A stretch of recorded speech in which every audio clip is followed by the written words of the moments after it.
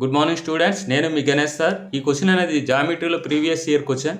In the given figure, AB and CD are two parallel chords of a circle with center O.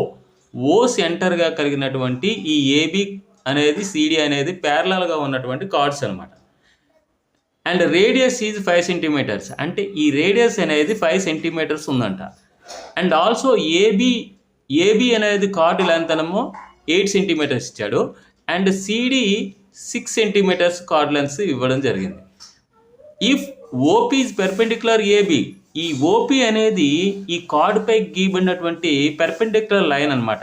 ఈ perpendicular line అనేది ఈ AB కార్డ్ని ఏం చేస్తుంది, equal parts కింద divide చేస్తుంది. అంటే ఇది టోటల్ 8 అయితే ఈ పీబీ అనేది 4 అవుతుంది. ఇక్కడ చూడండి, ఇక్కడ ఒక రైట్ యాంగిల్ ట్రయాంగిల్ ఏర్పడింది ఓపీబీ.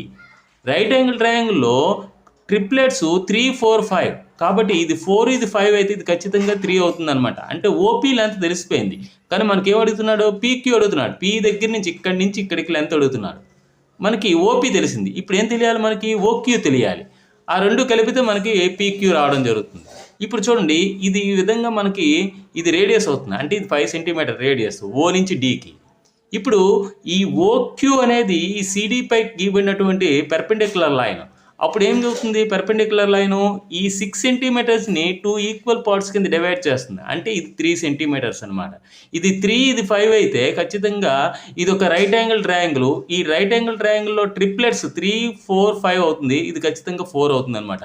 అంటే ఓపీ ఏమో 3 సెంటీమీటర్సు, ఓక్యూ అనేది 4 సెంటీమీటర్స్. టోటల్గా పీ దగ్గర నుంచి క్యూకి పీక్యూ అనేది మనకి 7 సెంటీమీటర్స్ అవర్ ఆన్సర్.